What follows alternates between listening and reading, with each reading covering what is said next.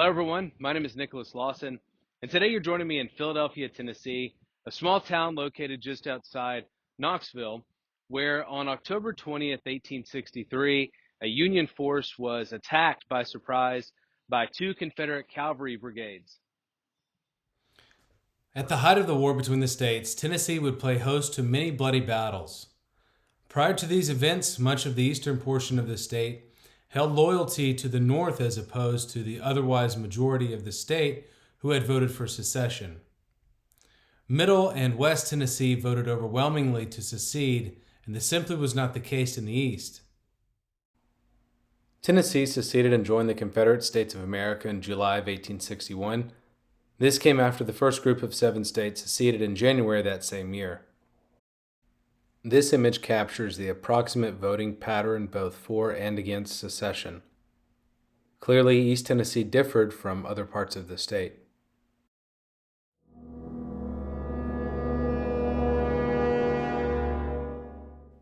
Following the tremendous effort by Confederate forces at the Battle of Chickamauga, General Braxton Bragg had sent 2 Confederate cavalry brigades under the command of Colonel George Debrell and Colonel J.J. Morrison north into East Tennessee. These 2 cavalry brigades would accompany General Carter Stevenson, who commanded a further division of infantry. Union forces located throughout East Tennessee were largely unscathed by Confederate forces, who up until this point had been fighting further south. Early in the afternoon of the 20th of October, these 2 Confederate cavalry brigades launched a coordinated pincer movement from the west and south.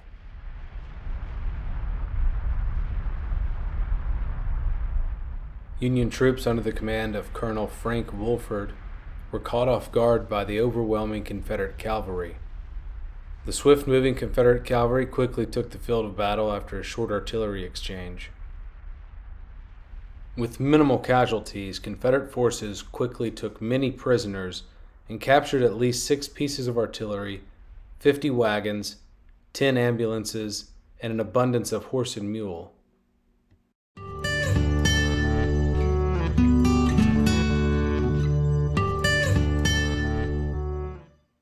Battlefield preservation is a difficult subject to cover in an otherwise short video discussion, though I'll do my best in an attempt to highlight differences between those under protection and maintenance by the National Park Service and even state authorities compared to what I call public battlefield remains. Well-known battlefields of significant national interest such as Gettysburg or Appomattox were quickly labeled as such.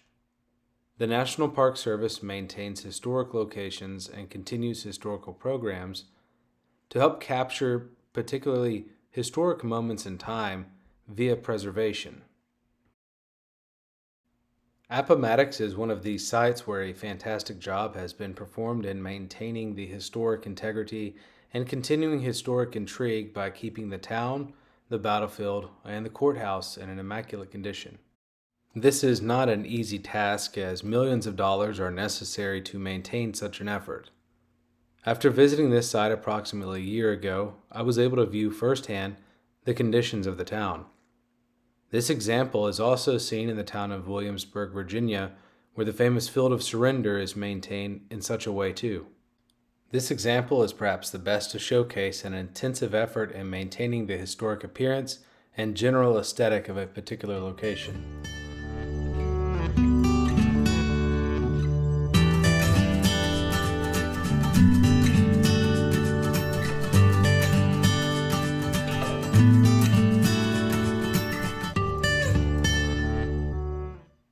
Here we can see exactly why historic battlefield preservation is so important. These images show contrasting views of the exact same location, though taken many years apart after an extensive effort to reclaim the battlefield appearance. It is common knowledge that the vast number of battlefields remain on public land and in public use. Most are perhaps unaware that the ground they stand on could have at one time been the scene of fierce combat. This is especially true in the South, where many skirmishes and quick actions took place. Unlike battlefields such as Gettysburg, Shiloh, Fredericksburg, or even at Appomattox Courthouse, Many battlefields remain on public land. That is to say, there are no battlefield reservations designated as such by the federal government. Much of the battlefield has remained as it existed in 1863, that being vast swaths of farmland. Downtown Philadelphia has only 2 historic placards for those interested in this topic of history, and would easily be passed by if one was not looking for it. The battlefield in Philadelphia is an example of a public battlefield. There are no areas marked with various statues, nor any other reminder of the battle having taken place. There are no parking lots for tourists or historians alike to park their vehicles in order to wander the battlefield. The very small town of Philadelphia was exactly where the battle took place. Federal Hill today, where the Union forces were located and subsequently attacked, appear to be farmland. The sole remaining structure that existed during that time is a beautiful antebellum structure reminiscent of Gone with the Wind. The small population living in town and surrounding area now own much of the battlefield as it exists on their private property.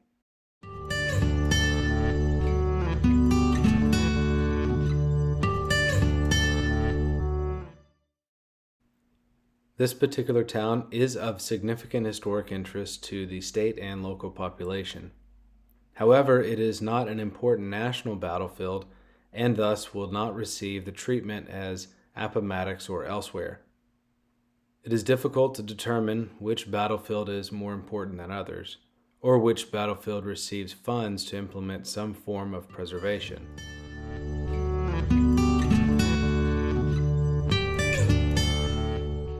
This discussion needs to take place for future generations, of which may never fully know their own historic past due to a lack of emphasis on preservation.